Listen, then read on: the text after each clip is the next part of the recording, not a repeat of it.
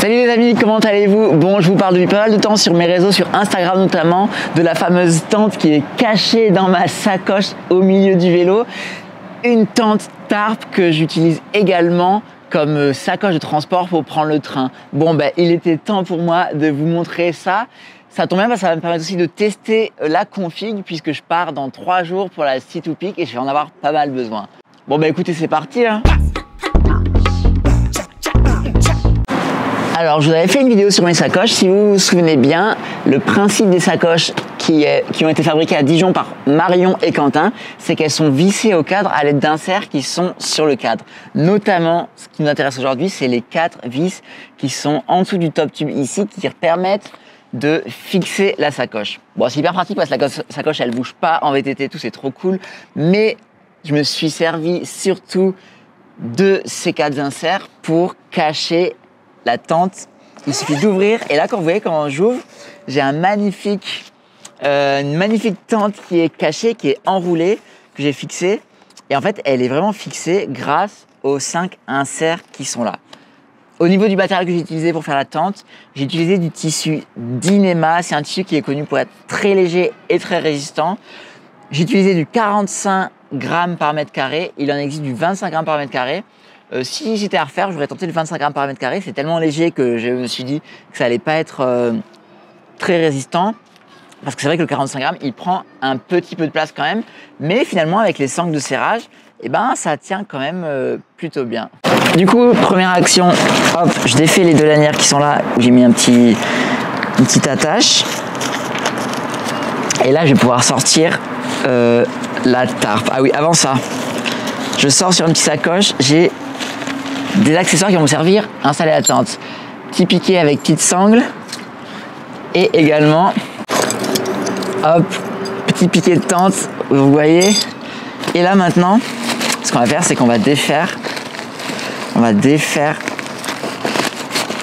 la tente qui était bien cachée dans la sacoche.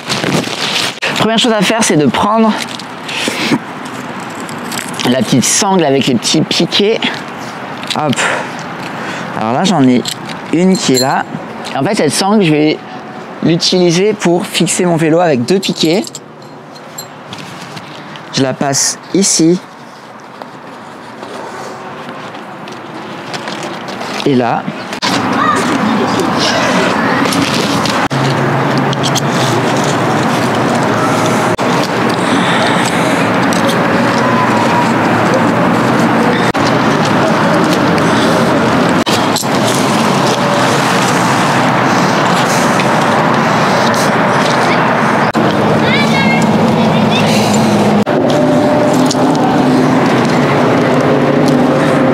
Bon les amis, étape 1, on est pas mal là.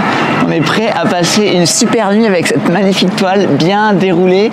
Je vais faire le tour du propriétaire pour vous montrer, mais je vous assure qu'on a quand même pas mal de place. Donc comme vous pouvez le voir, elle est quand même bien fixée avec des piquets de partout. Là, j'ai des piquets pour bien mettre un peu de hauteur en dessous des pieds.